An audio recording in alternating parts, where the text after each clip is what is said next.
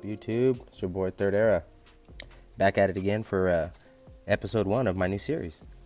So, as you can see, we're talking dB drag.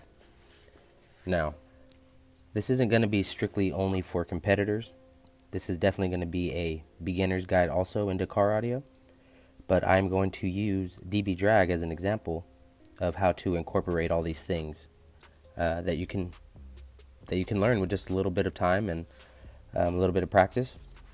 So, without further ado, as you can see up right here, I have the termpro.com website up, and within this website you could see all the different organizations. So right away I'm gonna go right over here to the dB drag website, and you can go down here to the rules, and after we click on the rules here, you can see there's 15 different sections. I'm gonna try to fly through the ones I think are the best to kind of get an idea of what we need to look into first.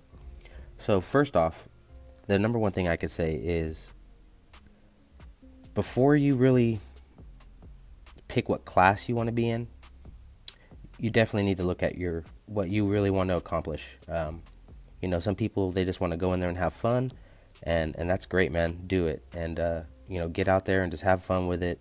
Throw whatever you got in there and just make it happen. But if you want to get more on a semi-competitive level, you should definitely look at the classes that are available and try to maximize your gear that you have maybe already, or that way you can fine-tune the budget that you're going to need to go into that class. So for the class that I think is a good beginner class, and the class that I'm actually going to be competing in for the 2020 season, is the Street Stock 1K. Now, in the Street Stock 1K, as you can see, we're just going to go right here to the basic class matrix. The Street Stock 1K, you can't have any vehicle modifications, meaning you can't have any, like a roof that has wood on it, or you can't have any, just major modifications done to your car, like, just even structurally, like some guys are, like in Jeeps or just SUVs, they actually adjust the axles in the back and kind of drop it down so they can maximize the space for their walls and stuff like that. But for Street Stock 1K, this is your daily driver. This is, you just show up, everything's stock in your car. You don't have any modifications, and you're limited to 1K on how much power you can clamp. So I'll get into that a little later, and we'll get into more specifics for it. But for now, Street Stock 1K, perfect beginners class. You're going to be in with a lot of people that are beginners, and then there's going to be some very competitive people. As of right now, you can only win this class one time, or you can only have won a world championship in any other class, and then you cannot be in this class anymore. So it is kind of filled with a lot of guys that are just trying to win for the first time. But they've done a couple of things in this class, a couple of rule addendums, and to make it a lot, more pleasing for the new guy coming in. So let's get into some stuff that makes a lot of sense here, so you can actually see what we need to do. So for Street Stock 1K, you have a maximum of 2 conductors, meaning no matter what amplifier you have, you can only have a positive and a negative coming out of the amp, even though you might have a spot for 4. Like some have a plus, a minus, and a minus, and that way it makes it easier for wiring if you have multiple subwoofers and stuff. But no matter what, you can only have 2 conductors coming out of the amp for about a foot, maybe a foot and a half. You just got to give them room to actually probe and test and clamp the amplifier, clamp the wires right after it comes out of there, before you can split it off. And you can split it off to as many as you need when you get to your speakers, but you just got to have that little distance there in the beginning to make sure that they can clamp it properly. Also in this class, you could see you have a maximum of 1,000 watts, so that's clamping power. That doesn't mean you can have a 10,000 watt amplifier, but you could still only use up to 1,000 watts whenever you are running doing your run. As of last year, they actually changed the frequency limit down to 50 hertz, which made it a lot more, beginner friendly. Guys weren't able to just be in there with, super specific cars that they know they can get loud very easily, and it made it a lot more level playing field. Also, let's see, in Street Stock 1K, there's no limit on batteries. You can have as many batteries as you want. You can't have a battery box, though, in any of the stock classes. And the maximum volts it's a 12 volt system, so as of right now, it's 15 volts max is the maximum that you could see whenever you start your run. But I've heard that Wayne might actually change this a little bit because of how lithium is getting so relevant, and a lot of people, they're floating right around 15.3 when they're charging. So we'll see where that goes with that. Also, some of the main things down here at the bottom where it says glossary of terms. Another thing that we should look at for our class is trunk vehicle. So in the stock class, there's going to be every kind of car there, that you can imagine. Trunk cars, SUVs. So a trunk car, you cannot take your seats out in the back. If your seats fold down, that's great. You can fold them down, but you have to be able to fold them back up after the run's over.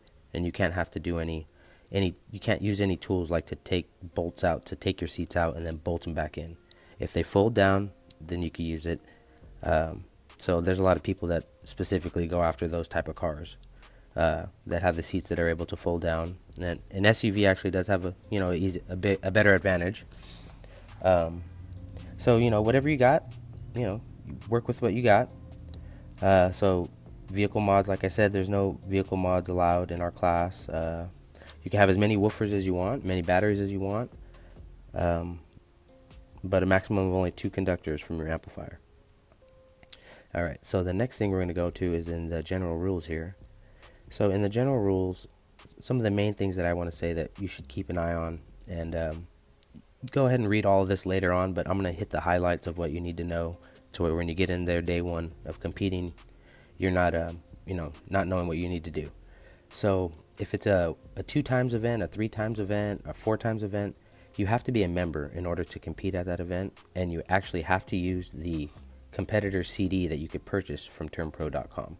And turnpro.com is also where you'll buy your membership to be able to compete at these 2x, 3x, 4x events. If it's not a 2x or 3x, 4x event, then you don't have to be a member. You just show up.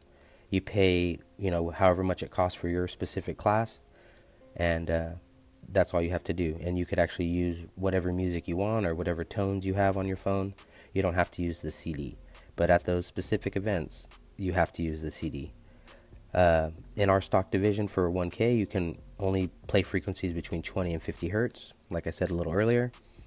What else here? So you're going to show up, you're going to qualify first. So you show up, you pay your money, you get in there, and you could do any frequency within that 20 to 50, and you play your loudest burp. You don't want to go over 1,000. And basically you're just qualifying to say that you put up a number.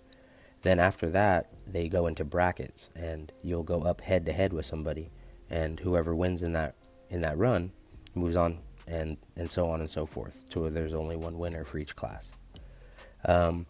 You could sit in your car, but you can't have. I believe right now it's over 150 dB. If it's over 150 dB, you can't be in the car, and even if you're below that, they still make you have to wear ear protection. And some actual events, they'll make you sign a waiver if they are really following the rules you're supposed to. It also says that, believe it or not, that if say you have like your wife, it's your wife's car, she could be the one operating it for you, but you really don't want anybody else to be running your setup for you. You want to be the one in the car, or like your spouse, or if you're on a team, then they could also do that too. But it gets very specific, so just be mindful of that. Your parking brake has to be set when you're in the lanes. Your wheels are supposed to be chalked or choked, meaning you're supposed to have like a little, like if you were going to jack up your car, you're supposed to have something behind it to make sure it's not rolling. Your hood has to be closed. You can't go over 2,000 RPMs when you're revving your system. Revving your car before you burp your system. I've never really seen them say that you have to have this remote engine kill switch. I've never seen them check that, but who knows, maybe at finals they do. So be mindful of that. Also, let's see some of the other main things in here. You have 30 seconds in each run, so just know that come in there, do your best score, and maybe have one chance to back it up with a change your frequency one down or one up and try to get a higher score. Just make sure you don't go over that 1,000. But for sure, whenever you're in your car and it's all sealed up while the windows are up, do not open your door until that 30 seconds is over. If you open your door, you'll be disqualified right away. Okay, so one of the other things on here, let's see, the competitor classification system, let's see.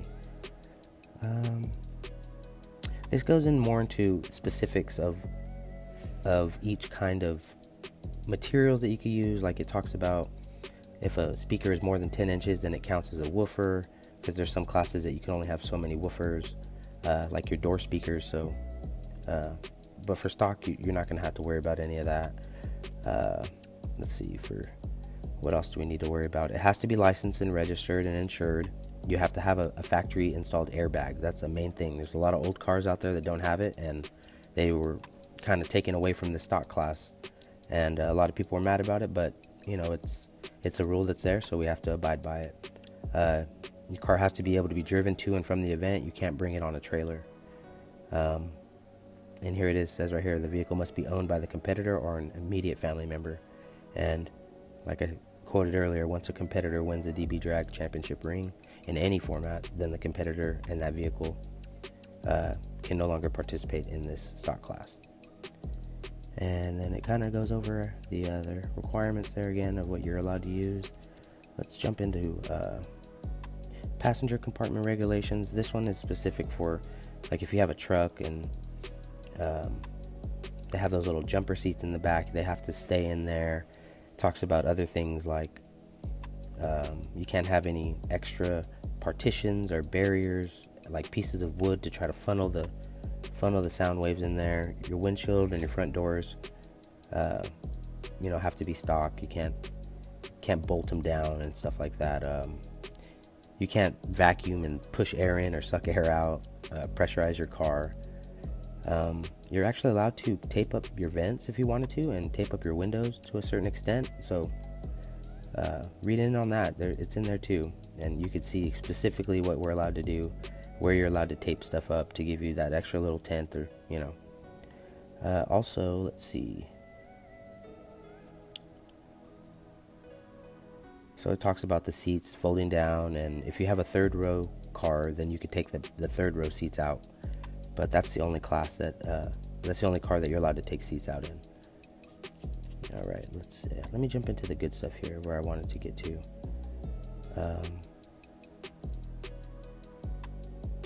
Vehicle regulations, no, we're not going to do that. Installation regulations.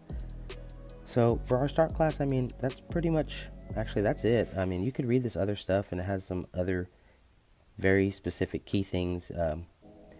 Just make sure if you're doing a stock class, you're not taking out any panels. You're not, you can only add deadener behind the B pillar everywhere in the car, but it can't be visible. You can't have your subwoofer box sitting on your back seats. It's got to be able to be driven like a normal car, and so the back seats are considered, you need those for driving your normal car. But like I said, you could fold the seats down and fold them back up. That is allowed. Besides that, that's what I wanted to go over for sure, as far as understanding what the class is and figuring out what class you wanted. But for now, we're going to go ahead and call that an episode for this one. And we'll call that part 1, and I'll drop part 2 tomorrow. I don't want to drop 3 videos in one day, so stay tuned.